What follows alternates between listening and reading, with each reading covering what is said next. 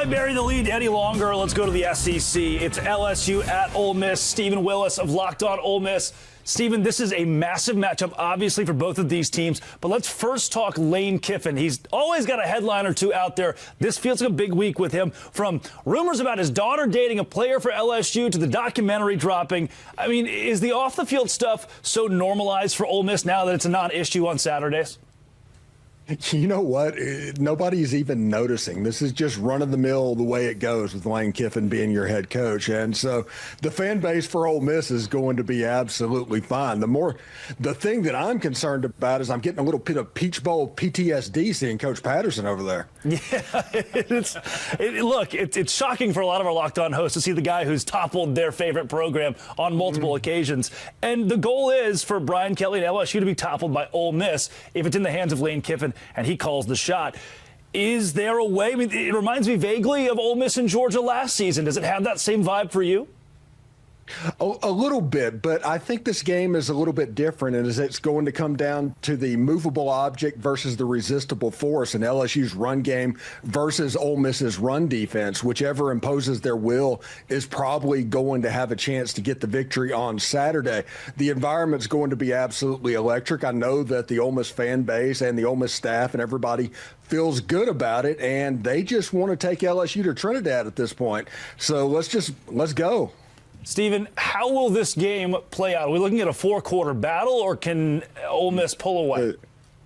It's definitely going to be a four-quarter battle, in my opinion. If this game popped up, it would be 17-17 in the fourth quarter, and nobody should be surprised by that. They remember the game 2 years ago in 2023 where Jaden Daniels and Ole Miss, they were going up and down the field. I don't think that's going to be this game. LSU's defense is too good. Ole Miss's defense matches up very well with LSU's offense, in my opinion. I think it's going to be a tight game, and you don't want to give LSU short fields. You don't want to turn the ball over.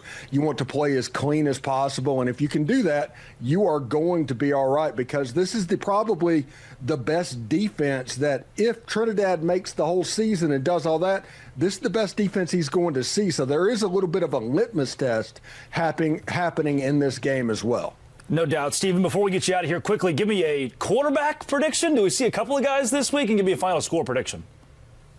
Trinidad Chambers is going to start. It was announced by Chris Lowe a little bit earlier on in the day, but I do think there's a chance you'll see both quarterbacks in this game. Austin Simmons practices a little bit earlier in the week as well, so we'll see what happens. I think Ole Miss wins this game 24-17, and it's a party in Oxford. I love it. Steven Willis of Locked On Ole Miss. He is the expert 5 days a week, bringing you everything you need to know. Thanks so much, Steven. Thanks, guys.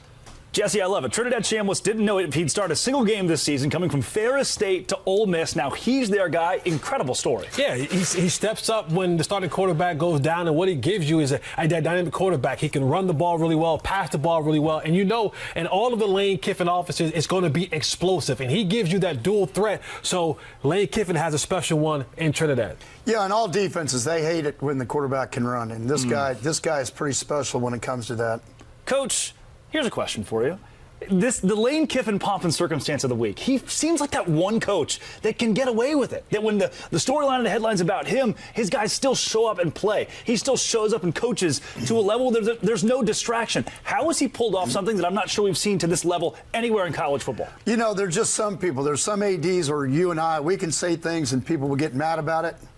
And then you have a friend that he can say it, and they just kind of go, "Oh, that's him saying it." Yeah. Well, that's Lane Kiffin. He's had that personality to where he's a very smart football coach. He's won everywhere he's went, and now he's in a situation where all this stuff comes up. And you heard him talk about, hey, it's just Ole Miss people have just got used to it. It's just kind of like it's a sideshow. Yeah, it's just Lane. That's a great way to say it. I also heard him bring up Gary Patterson. Think of nightmares. There you go, guys. Good little nod to Coach here.